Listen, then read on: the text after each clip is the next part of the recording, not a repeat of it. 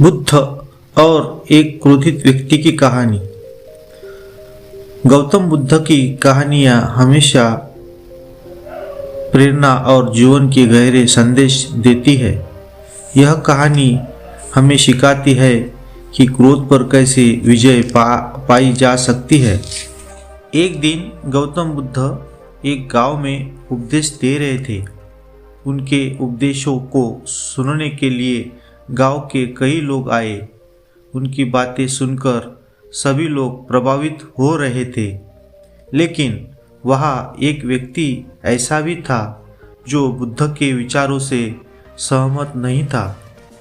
उस व्यक्ति ने गुस्से में आकर बुद्ध का अपमान करना शुरू कर दिया।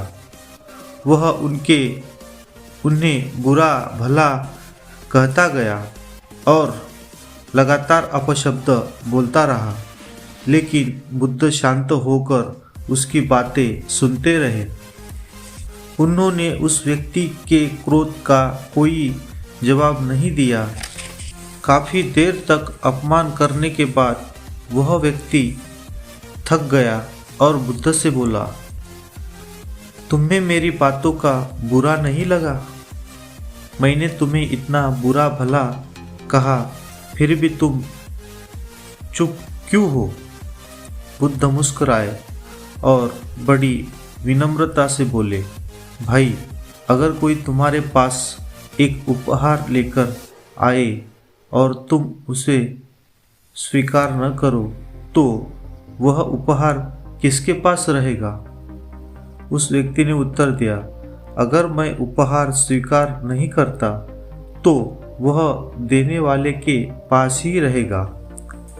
बुद्ध ने कहा, ठीक उसी प्रकार तुमने मुझे अपशब्द कहे, लेकिन मैंने उन्हें स्वीकार नहीं किया, इसलिए वे शब्द तुम्हारे ही पास रह गए। तुम्हारे क्रोध ने तुम्हें ही प्रभावित किया है, मुझे नहीं। इस उत्तर ने उस व्यक्ति की आंखें खोल दी। उसने महसूस किया कि क्रोध और अपमान दूसरों को चोट पहुंचाने के बजाय खुद को ही नुकसान पहुंचाते हैं। वह बुद्ध से क्षमा मांगने लगा और उनका अनुयायी बन गया। इस कहानी का संदेश क्रोध को प्रतिक्रिया देकर नहीं, बल्कि शांति और धैर्य से संभाला जा सकता है। किसी का अपमान हमें तब तक प्रभावित नहीं कर सकता जब तक हम उसे स्वीकार न करें। सच्ची ताकत अपने भावनाओं को नियंत्रित करने में है। आपको ये कहानी अच्छी लगी हो तो कृपया हमारे YouTube चैनल को लाइक, सब्सक्राइब करना ना भूलें। धन्यवाद।